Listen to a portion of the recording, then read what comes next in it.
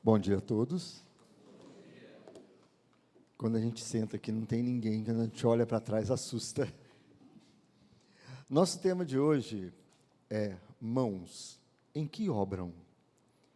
Pois bem, no Evangelho de Mateus, quando Jesus desce do monte, após o Sermão da Montanha, ele se depara com um leproso que o diz: Senhor, se quiseres, podes tornar-me limpo. Jesus, então, estendendo-lhe as mãos, tocou-o, dizendo: quero ser limpo. E logo ficou purificado da lepra. Existe um simbolismo muito grande sobre as mãos, dentro de praticamente todos os evangelhos e de todas as passagens do Novo Testamento. Mas eu me lembro especificamente de um, que está no Evangelho de João, no capítulo 20, quando os discípulos acabaram de ter tido um contato, uma visão do Cristo. Então, eles relatam para Tomé, que não estava junto: nós vimos o Senhor. Então, Tomé responde: se eu não ver as marcas dos pregos em suas mãos, não colocar meu dedo onde estavam os pregos, e não puser a minha mão ao seu lado, não crerei. Só que uma semana mais tarde, eles estavam em ambiente fechado, com as portas trancadas, e mais uma vez ali fez-se presente o Cristo. Então ele chega cumprimentando: a paz esteja com vocês. Em seguida vai diretamente a Tomé e diz: coloque o seu dedo aqui, veja as minhas mãos, estenda as suas mãos, coloque ao meu lado, pare de duvidar e creia. Então Tomé responde: Senhor, meu Deus, porque me viu, você crê. Felizes aqueles que viram, que creram sem ver. Pois bem, mais uma vez nós vemos as mãos. Normalmente, quando nós nos colocamos em oração, nós pensamos em mil coisas, pensamos em nossas dores, pedimos para todas as nossas dificuldades e para aquelas pessoas a quem prezamos, mas não paramos para avaliar o quanto nossas ideias, por mais maravilhosas, por mais grandiosas que possam ser, quase sempre elas precisam das mãos e dos nossos braços para que possam ser concretizadas na forma de obras. Nós simplesmente não paramos para pensar nisso, e é isso que nós tentaremos focar no dia de hoje. Qualquer cidade que nós vejamos por aí, quer seja grande, pequena, das maiores até as menores, ou seja, as cidades que permitem o nosso convívio em sociedade, se nós pararmos para pensar nas grandes empresas, nas grandes indústrias, que produzem praticamente tudo que nós utilizamos no dia de hoje, que produzem aquilo que nos sustentam e que sustentam praticamente todo o povo, se nós lembrarmos das casas que nós habitamos, quer seja um casebre simples ou uma casa mais robusta ou mais luxuosa, não importa qual, quer seja nossa ou alugada, se nós pararmos para pensar em praticamente todos os ambientes de trabalho, onde as pessoas laboram para o seu ganha-pão e que permitem ofertar serviços e produtos diversos a praticamente todas as pessoas, tudo isso é garantido pelo trabalho das mãos. São nossas mãos que constroem, são nossas mãos que levam não somente serviços, como produtos e coisas similares. Quando nós paramos para pensar na medicina, um médico, se a gente voltar desde a sua infância até o período que ele está pronto para exercer a sua profissão, ele estudou por mais de 2 décadas, geralmente. Esse período, ele angariou conhecimento que lhe garantiu o título que permite nos orientar, nos diagnosticar e traçar, vamos dizer assim, providências que precisemos tomar para amenizar dores, para sanar qualquer desequilíbrio do nosso cosmo orgânico.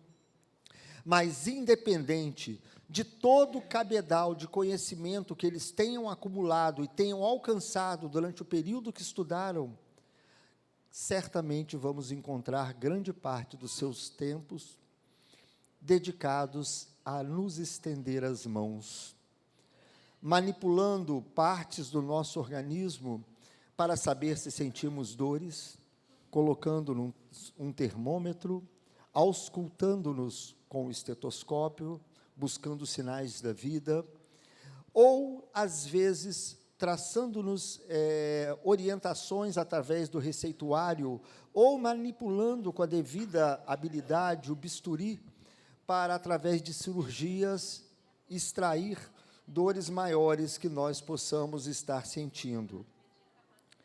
Claro que meu celular resolveu falar comigo exatamente na hora da palestra. Pois bem, quase sempre eles vão estar utilizando as mãos para diminuir a nossa dor. Quando nós pensamos no trabalho de nossos mestres, eles também dedicaram anos e anos do seu trabalho à aquisição da cultura e do conhecimento necessário para nos ofertar as orientações que nos permita formar em diversas profissões. Mas, por mais que tenham obtido esse conhecimento, também foram através das mãos que eles manipularam as páginas das obras a que estudaram. Foi com essas mãos que eles grifaram os textos mais importantes, ou que manipularam os livros digitais de hoje, para também fazer a leitura, os estudos. Quanto tempo gastaram escrevendo resumos ou compondo, organizando as aulas que nos seriam ministradas?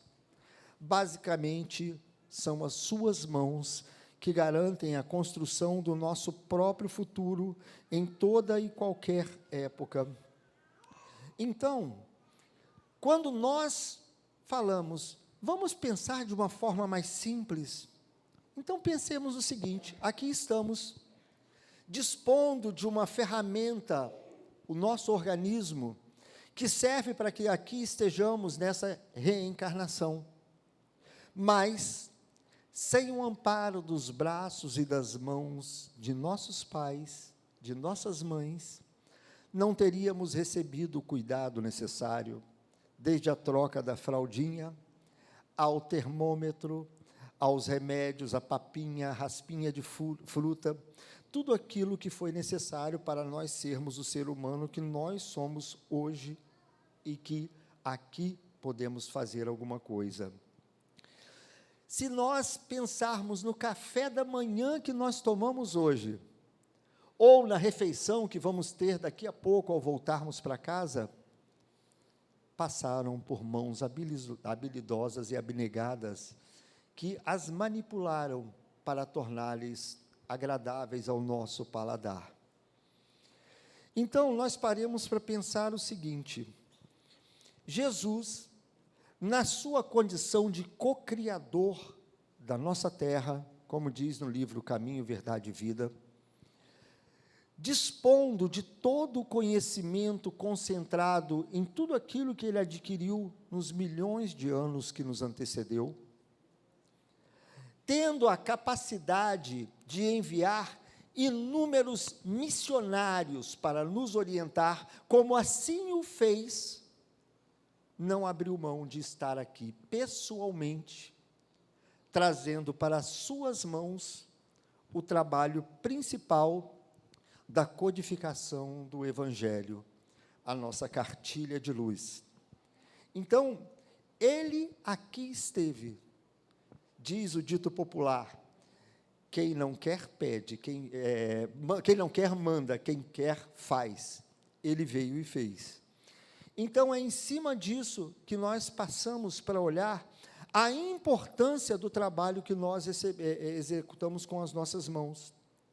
E se nós observarmos tudo que ele esteve, estendendo a mão a enfermos, curando cegos, amparando aqueles que não dispunham de movimentos, dando capacidade de se levantar e andar. Com tudo que ele fez e traçando-nos o roteiro de luz, ainda assim foram suas mãos que foram cravadas no madeiro do sacrifício, através da crucificação. E mesmo no momento extremo de sofrimento, ele rogou ao Pai: perdoa-lhes, Pai, eles não sabem o que fazem, porque compreendia que só chegáramos àquela atitude de extrema agressão, mesmo diante de tudo que passou, pela nossa ignorância, por não conhecermos adequadamente a lição de amor que ele nos viera ministrar. Pois bem, quando eu comecei a pensar nos trabalhos das mãos, quando eu fui fazer pela primeira vez essa palestra em Guarapari, há algumas semanas atrás, me foi inspirado um pensamento que não tinha passado em Cachoeiro, foi na estrada que isso veio. Eu me recordei quantas vezes nós estivemos, durante o nosso período estudantil, diante dos professores que, habilmente, para ajudar-nos a aprender a conviver e fazer trabalho em conjunto, nos propôs que fizéssemos trabalhos.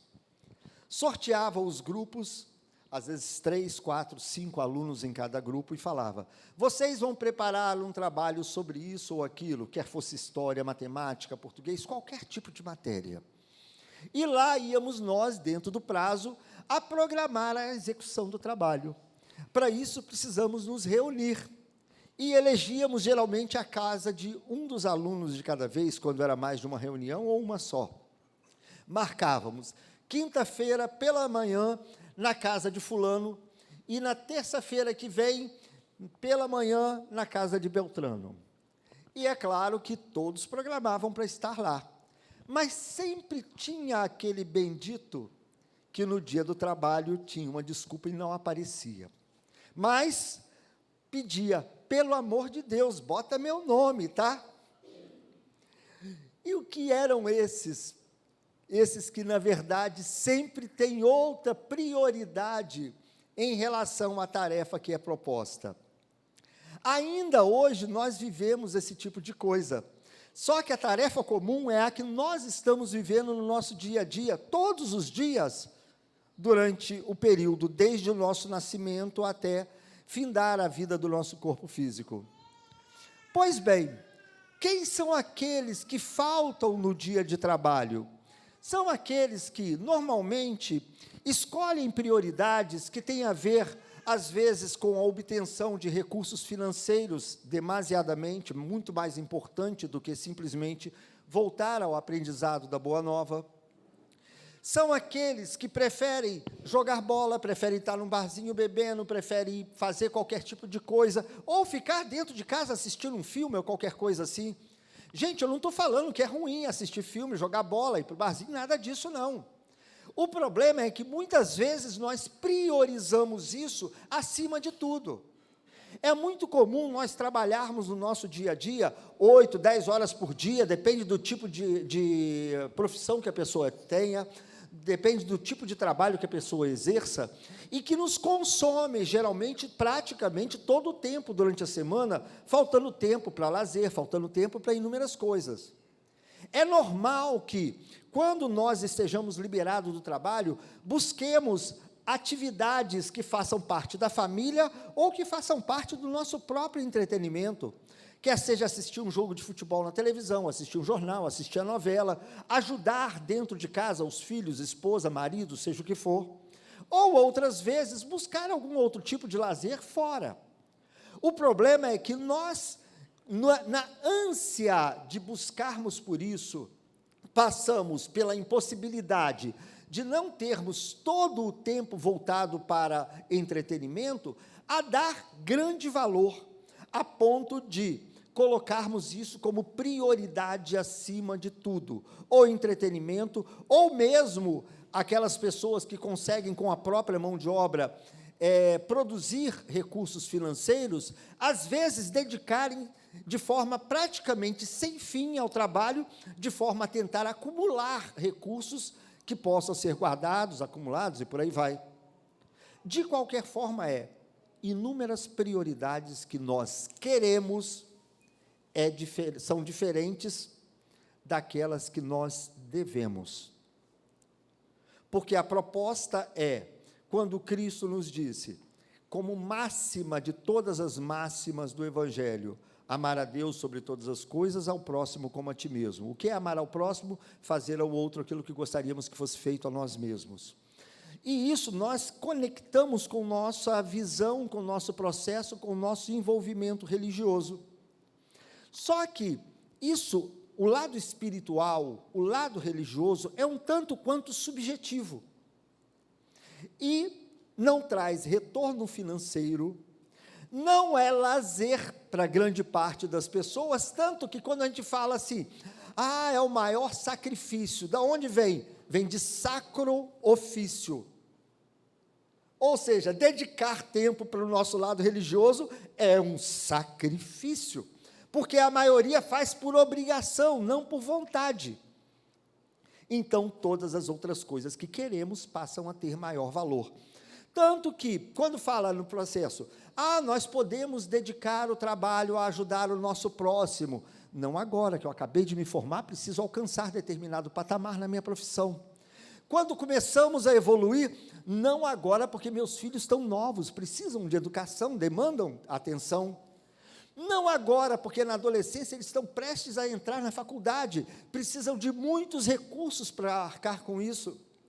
Não agora, porque eles estão estudando na faculdade e demandam tamanha dedicação nossa. Quando vem depois, não agora, porque eles casaram e agora têm netos, eu preciso ajudar a cuidar dos netos. Não agora, porque os meus netos estão em processo de educação, começa tudo outra vez, no final a gente chega à conclusão para botar uma data, assim que eu me aposentar. Com as regras atuais, a gente sabe que talvez seja na outra vida, porque não tem regras para aposentar a curto prazo. Mas, ou seja, quando eu não puder fazer mais nada útil com as minhas mãos, eu dedico para o próximo. Só que alguém aí sabe, está com a data agendada do dia que vai desencarnar? Sabe se é aos 40, aos 60, aos 80? Ninguém tem agenda. Como que eu sei que a data que eu marquei não é posterior à minha desencarnação? Nós não sabemos. A média de vida está cada vez subindo mais, graças a Deus. Mas nós agendamos lá para o final. É igual quando nós geralmente temos que fazer uma oração. Geralmente a gente faz a oração quando? À noite, antes de dormir. Qual hora? Bom, depois que passar a novela, depois que passar jornal, depois que passar a outra novela, depois que eu preparar o almoço de amanhã, depois que eu tirar a roupa que eu botei para lavar na máquina, depois que eu estender, depois que eu assistir o filme. Tinha antigamente o programa do Jô, agora do Bial, e lá vamos nós colocando tudo que cabe dentro do momento da nossa atenção. Depois eu vou orar. Quando a gente não aguenta fazer mais nada, que está quase botando palitinho para segurar o olho aberto, a hora que nós não temos mais condições de aproveitar o dia, nós deitamos. Aí começamos, Pai nosso que está no céu, e lá vem o sono. Geralmente não terminamos. Da mesma forma, a oração fica para o resto da noite, assim como as nossas tarefas ficam para o resto do dia. Quando o chamado vem, nós deveríamos estar lá na Sociedade Colatinense de Estudos Espíritas, às 9 horas da manhã, todo domingo. Dá para você botar presença para mim? Porque eu tenho que fazer tal coisa, porque eu trabalhei a noite toda, e lá vamos nós, simplesmente não comparecendo no trabalho. Pois bem, mas daqueles que iam, era um grupo de 5, um faltou, 4 foram. Desses 4, 2 se empenharam, trouxeram pesquisa de casa, trouxeram livros, mas tem aqueles 2 que chegam lá assim, o que você fez? Você trouxe isso? E começa olhando para um lado, olhando para o outro, pega o celular, começa a manipular, enquanto está se debatendo o que vai botar no trabalho. Aí outra fala assim, deixa que eu escrevo na cartolina, tem a letra mais bonita, o que é para escrever? Porque não sabe nem a matéria que está no trabalho. Então, tem aqueles que vão lá para escrever as letras, sem saber exatamente o que está escrevendo. E tem aqueles que, para compor a sua tarefa, vão para segurar a cartolina na hora da apresentação. Um está falando e o outro segurando a cartolina. Pois bem, quem são aqueles que seguram a cartolina? Somos nós, também. Quando nós lembramos que nós temos um compromisso religioso, quer seja na igreja católica, quer seja na igreja evangélica, espírita, ou qualquer tipo de religião. Então, chega o dia marcado para fazer o trabalho, nós estamos lá. Vamos e cumprimos com o horário, mas não estamos nem participando do que está acontecendo. Chega no horário previsto, sai no horário marcado. Ou seja, minha presença está garantida, e eu posso contar que a minha nota vai estar embaixo do trabalho, porque meu nome vai estar escrito lá também. Mas eu não sei quem foi que ligou os ventiladores aqui. Quem chegou para abrir aquela porta? Quem é que preparou o café que está na garrafa ali na frente? Quem foi que encheu copinhos de água fluidificada? Quem lavou aquele banheiro que está ali? Quem colocou os adornos nas cadeiras ou as arrumou adequadamente no salão? Por que não está cheio de lixo na casa? Quem foi que preparou os enxovais para gestantes? Quem foi que juntou as cestas básicas que são oferecidas? Nós não sabemos de nada do que foi feito. Nós viemos para segurar a cartolina, cumprir com o horário que foi marcado. Cumprimos, mas nós não participamos da confecção, do resumo, da elaboração do trabalho em si. Nós praticamente só estávamos no lugar. A grande maioria da sociedade enquadra-se nessa condição. Nós nos contentamos em cumprir com os nossos agendamentos, com o dia da missa, a hora de chegada, a hora de terminar. Tantos estão disponíveis lá dentro da igreja, qualquer que seja o matiz religioso, mas às vezes estão no celular, lendo mensagens, nem prestando atenção do que está acontecendo lá na frente. E, cumprido o horário, acabou. No fundo, nós não aprendemos a matéria que estava contida no trabalho, apenas seguramos a cartolina, e daqui saímos carregando simplesmente palavras bonitas que nós não somos capazes de sequer aplicar na nossa vida. Ou seja, nós utilizamos o rótulo de cristãos, utilizamos o rótulo da religião a qual nos afiliamos, simplesmente como um adorno, para dizer, eu faço a minha parte, eu estou lá toda quinta-feira, eu estou lá todo domingo, eu estou lá todo sábado.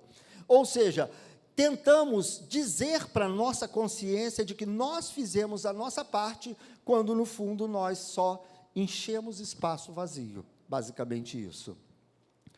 Agora, existe aquele grupo das pessoas que vão para fazer a tarefa, e lá levam os livros que escolheram para pesquisar, levam o resumo que prepararam, às vezes ilustrações de revistas, coisas que devem ser utilizadas para a confecção do trabalho.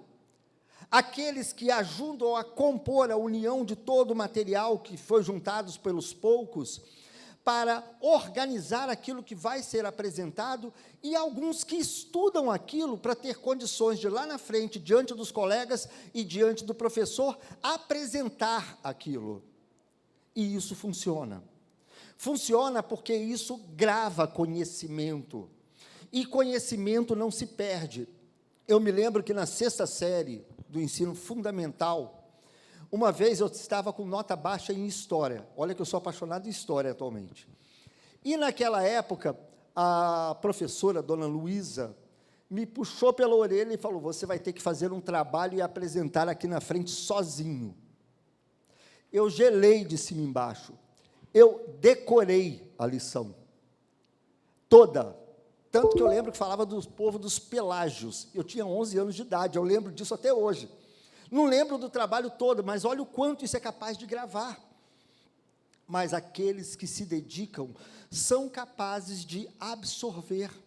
E é essa informação que importa para o nosso trabalho. Não quer dizer que nós tenhamos que decorar o Evangelho, mas tudo aquilo que nós aplicamos em nós mesmos, com o tempo aquilo não se apaga e serve de lembrança. Tanto que a doutrina espírita nos esclarece que o processo reencarnatório, que tem o início, geralmente no momento da fecundação, estende-se até aproximadamente a puberdade, na fase da adolescência. Quando chega a dita aborrecência, é quando o espírito assume a própria personalidade. Durante aquele período inicial, até os 6, 8 anos de idade, principalmente, nós temos uma consciência meio que adormecida, dando-nos a possibilidade, na condição de pais, de escrevermos princípios morais, princípios éticos, princípios religiosos, que ficarão gravados para que eles possam utilizar para orientar suas decisões por todo o resto da vida. Da mesma forma, quando nós estudávamos naqueles trabalhos, nós estávamos gravando conhecimentos que nos seriam úteis para o resto da vida.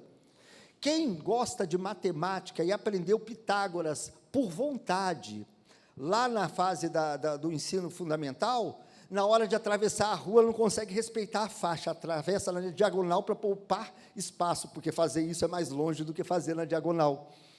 Então, são coisas que, de tudo, desde o inglês, a matemática, o português, tudo tem utilidade na vida. E nós passamos a fazer isso.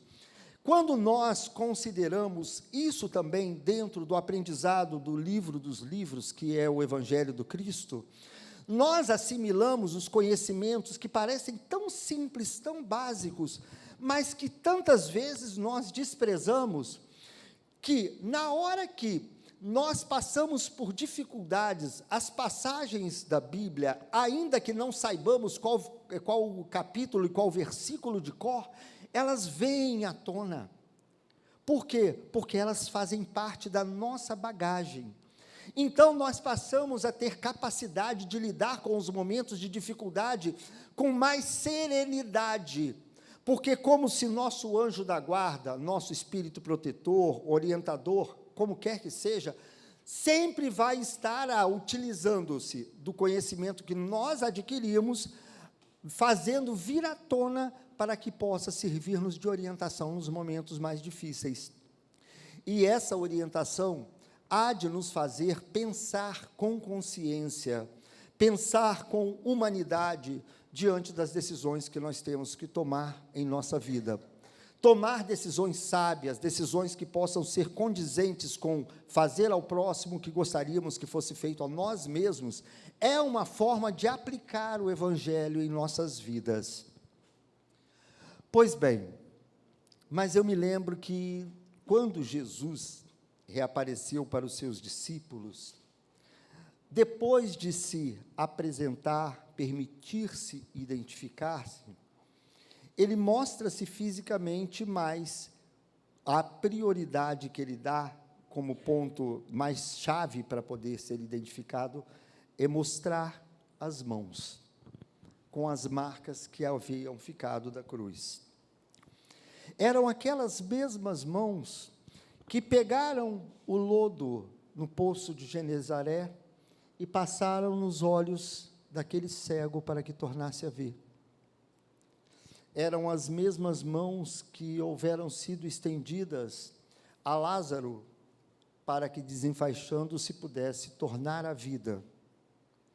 Eram as mesmas mãos que foram estendidas inúmeras vezes para restituir a saúde a tantos que estiveram enfermos. Eram as mesmas mãos que foram usadas para, nos sermões, nos orientarem, mas traziam ali, depois de todo esse trabalho árduo e dedicado ao bem, as marcas do sacrifício.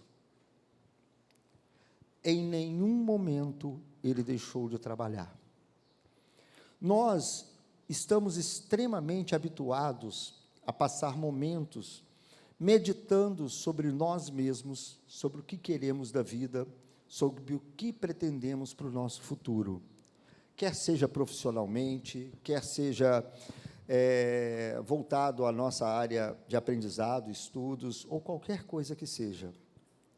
Mas nós vamos ver pessoas que têm ideias maravilhosas, mas que nunca sequer conseguiram fazer alguma coisa. Por quê? Porque, geralmente, como se viesse do coração, nós temos uma inspiração que nos traz pensamentos que nos projetam coisas positivas para frente. Em seguida, nós chamamos o trabalho da razão.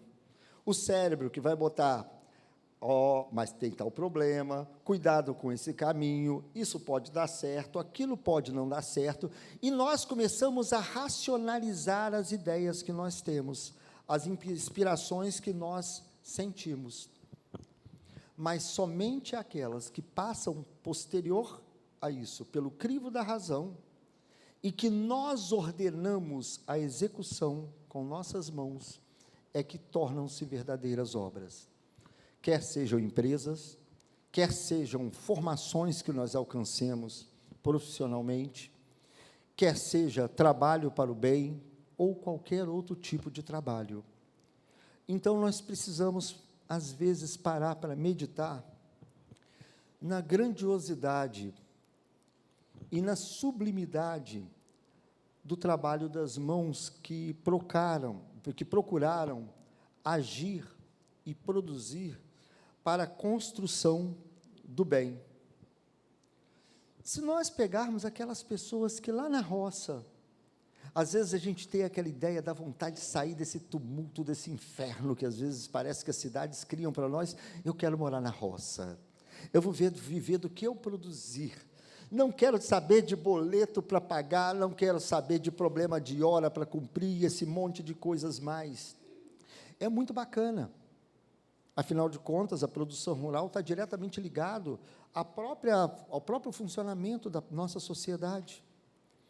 Mas de nada adianta você respirar o ar puro, se livrar do ruído das cidades, da poluição das cidades. De nada adianta você fugir do estresse de determinadas modernidades, se você não for capaz de pegar e estender as mãos para arar, semear, regar, providenciar aquilo que seja necessário à vida daquele tipo de ambiente que nós escolhemos. Às vezes nós paramos assim, tem mãos que funcionam na construção de escolas. É tão bacana quando a gente vê um projeto de uma prefeitura ou projeto do Estado, que a gente vê desde o terreno ser preparado até subirem as paredes e que ali vai se tornar uma escola ou, às vezes, um determinado posto de saúde, tanta coisa mais, mas de nada adiantam as paredes que já dependeram das mãos que trabalharam arduamente para isso, se não houverem aqueles que estiverem lá dentro, providenciando o ensinamento. Então, nós vamos ter mãos que escrevem, mãos que cuidam de nós, vamos ter mãos preocupadas com o trabalho jurídico, vamos ter mãos preocupadas com o serviço de telecomunicações, senão a internet não funciona, mãos que vão fazer com que a energia chegue às nossas casas, mãos que fazem com que os pneus estejam sempre em dia, mãos que colocam gasolina no carro, mãos estendendo-se para todos os lados, mãos que manipulam a riqueza para que possamos ter condições de fazer grandes obras e que possam permitir o progresso da humanidade. Vamos ter mãos que dirigem, que constroem, mãos que semeiam, que afagam, que ajudam, que ensinam, e por aí vai. Todas elas, na verdade, trabalham generosamente, ainda que seja o labor profissional de cada um, para construir o que nós vivemos hoje. Todas elas permitiram a construção das obras que compõem a nossa sociedade, além das mãos que trabalham especificamente em busca de ajudar as pessoas necessitadas, quer seja na confecção de enxovaizinhos, quer seja coletando itens de uma cesta básica, quer sejam simplesmente ajudando, dando orientação. É por ali que você vai para chegar aonde que você quer. São mãos que trabalham para compor o bem da sociedade. São mãos que trabalham, na verdade, dentro das bênçãos de Deus. Mas, infelizmente, nós encontramos também mãos que trabalham a serviço das sombras. São aquelas mesmas mãos que, às vezes, são capazes de trabalhar e produzir riquezas, mas, ao invés de utilizar dos recursos para dar dignidade àqueles que a servem com o trabalho digno, usam-se apenas para buscar acumular riquezas, na usura, na ganância, e que colocam isso, muitas vezes, acima da ética, muito acima da verdade. Vamos encontrar mãos que trabalham para a construção de apetrechos da morte. Mãos hábeis ou pensamentos que são capazes de criar grandes equipamentos, grandes ferramentas, grandes máquinas, mas que, ao invés de voltarem-se para a construção daquilo que também é capaz de construir, que também é capaz de produzir, voltam-se para a construção daquilo que é capaz de destruir, de explodir, de matar, de ceifar e de causar danos em busca de benefícios próprios, porque nenhum governo é capaz de invadir outro país sem que hajam interesses mesquinhos por trás daquilo. Nenhuma pessoa é capaz de ceifar a vida de outra sem que haja um interesse prioritário pessoal por trás daquilo. Então, essas mãos trabalham exatamente pelo lado oposto. Vamos encontrar mãos que são capazes de trabalhar tanto quanto aquelas dos nossos mestres, a favor da educação, de construir ideias, construir pensamentos, de construir matérias, mas que voltam-se erroneamente para a construção de fake news, para a construção de ideias que são criadas para manipular pessoas em benefício de poucos ou somente de si mesma. Infelizmente, a mesma criatividade que pode ser usada para o bem, também pode ser usada pelo mal, e isso nós encontramos num texto de Emmanuel, ainda que eu tenha vestido das minhas próprias palavras. Então, teremos sim, mãos que ferem, mãos que praticamente se coagulam na febre da calúnia, e de inúmeras outras coisas que deturpam a própria sociedade, mas todas elas acabam por construir para si mesmas uma espécie de ciclo vicioso de aflições, pelas quais acabam se aprisionando aos próprios erros e aos entraves do sofrimento. Pois bem, nossas mãos são como se fossem antenas, capazes de transformar aqueles sinais dos nossos pensamentos em consequências elétricas, em consequências mecânicas das nossas próprias decisões. E nós vamos exteriorizar, através das nossas ações, aquilo que mais concentramos, aquilo que guardamos dentro de nós. E é isso que nós temos que parar para refletir. Porque ali atrás, quando nós vimos o Cristo, depois de passar por aqui tanto tempo dedicado à construção do bem, na vida de todas as pessoas que estiveram ao seu redor, na vida de todos aqueles que chegaram oferecendo-lhe o sofrimento em busca de amparo, e ele devolveu com a cura. Ele que esteve à frente da composição de um livro que basicamente traz a essência da vida e que foi exemplificado num curso de apenas 3 anos, que foi o período do messianato dele aqui na Terra. Pensemos que a medicina, nós levamos 20 ou mais anos para conseguir alcançar o título, e grande parte das profissões vão para próximo disso. Ele tinha 3 anos para ministrar um livro que nos orientaria por toda a vida, e ele fez isso. Cada passo, cada palavra, cada exemplo, cada minuto da sua vida foi cronometrado num projeto para que pudesse desenhar, num passar de tão pouco tempo, o evangelho que nós recebemos vívido até os dias de hoje. E mesmo conseguindo, diante de um povo bárbaro, porque nós não dispunhamos de conhecimento, e sequer de um pouco que aprimoramos o nosso amor até os dias de hoje, disso naquela época. Então, ele vive o que ele propõe no Evangelho, dando exemplo, e vivendo aquele exemplo, dia após dia, com perfeição, mesmo tendo usado as mãos exclusivamente na construção do bem, mesmo no amparo de todos aqueles que sofriam. Ainda assim, quais as marcas que ele leva? Ele leva as marcas da cruz.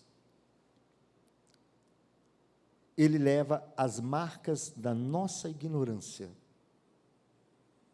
da nossa falta de capacidade de compreensão. É como se nossas mãos fossem pequenos livros, nos quais estão escritos todas as coisas que nós vivemos no nosso dia a dia. E o livro dele estava escrito isso. Quando nós findarmos a nossa curta passagem aqui na Terra, e que apresentarmos-nos diante de nossa própria consciência, nós seremos capazes de ler o livro que ficou escrito aqui, porque nossas mãos carregarão o registro de tudo aquilo que nós fizemos.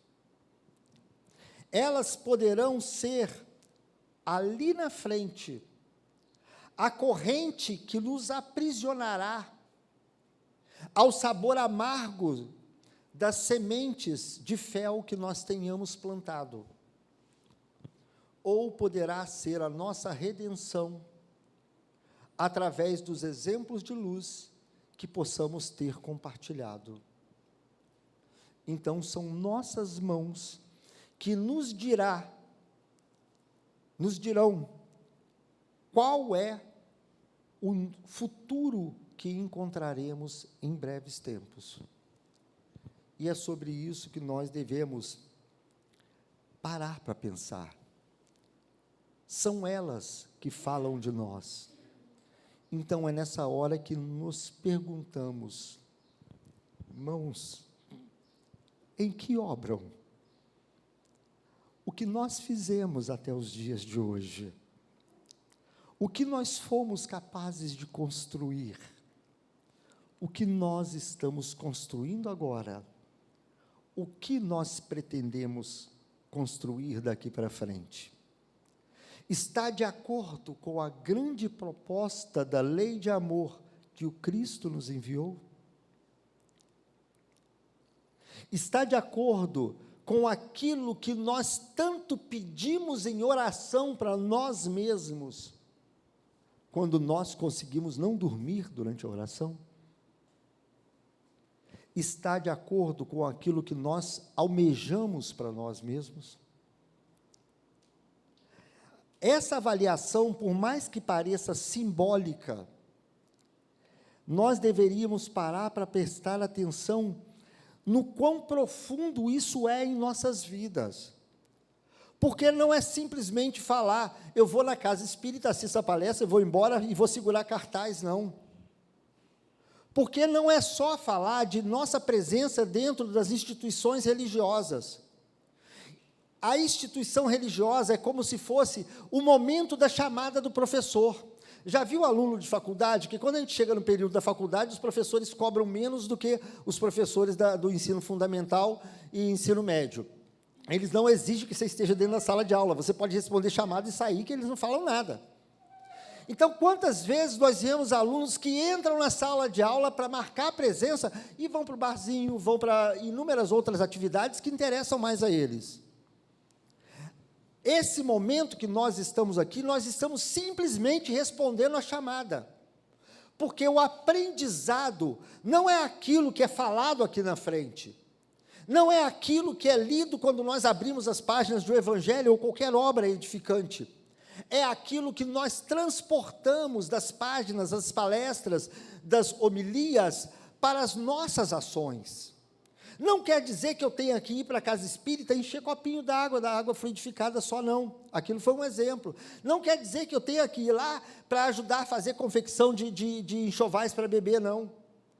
Quer dizer, como é que eu converso com a pessoa do aplicativo que veio me buscar e vai me deixar no meu objetivo, no meu destino? Como é que eu converso com a pessoa que me atende na recepção de um órgão público que nós temos que buscar?